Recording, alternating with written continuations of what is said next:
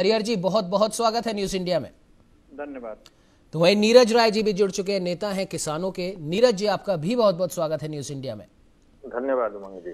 नीरज जी, सबसे पहले मैं आपके पास आना चाहूंगा, किसानों के प्रतिनिधि हैं आप। किसान लगातार 9वें दिन भी डटे हुए हैं, 4 दौर की वार्ता हो चुकी है लेकिन कोई नतीजा नहीं है। तो जाहिर सी बात है, ऐसा लग रहा है कि शायद सरकार की मंशा नहीं है, या फिर हम सीधे तौर पे हम बीजेपी का ही हम जिक्र कर लेते हैं कि बीजेपी की शायद मंशा नहीं है। अगर मंशा होती, अगर वाकई में किसानों की हितैषी होती, और ये हम नहीं कह रहे, ये आप ही के 2 प्रदेश के मुख्यमंत्रियों ने कहा है कि हम हमारे राज्य के अलावा बाहरी किसी भी अन्य राज्य के किसान का फसल हम नहीं खरीदेंगे।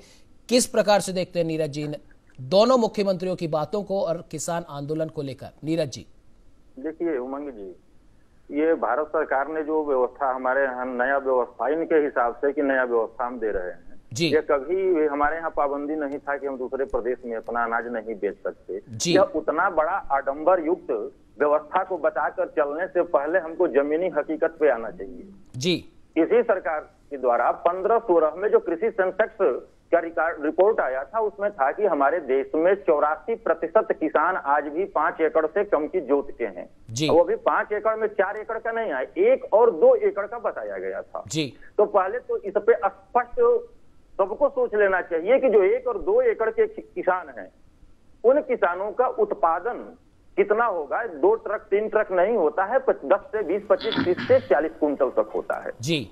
इन किसानों को अगर सही समय पर सही मूल्य न मिलता है तो किसान कदाचित किसी भी प्रदेश में बेचने के अपना तहसील छोड़कर और ब्लॉक छोड़कर दूसरे तहसील और ब्लॉक में भी जाने में असमर्थ हैं जी। ठीक है, अब इस पर इनके द्वारा बोला जाना, अब उसको तो होता क्या है कि किसान उसको लेकर जाने में असमर्थ हो गए, इसलिए इन्होंने ले दिया क्या है, कॉन्ट्रैक्ट फार्मिंग कंपनियों को इन्होंने देना शुरू कर दिया जी। उस कंपनियों को फायदा किसको होगा, उसमें पहले तो जमाखोरी भी इन्होंने माफ कर दिया। जितना चाहे जमाखोरी कर सकते हैं, शायद इनको वर्तमान सरकार को पिछले 2.5 लाख करोड़ का जो दाल घोटाला हुआ था वो याद नहीं है। यह याद है तो यह बाजारवादी व्यवस्था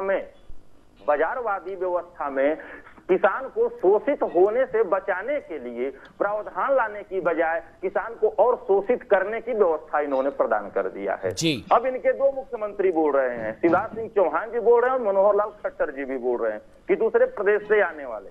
अब दूसरे प्रदेश से, अरे भाई, पहले अपने ही प्रदेशों में किसानों को एक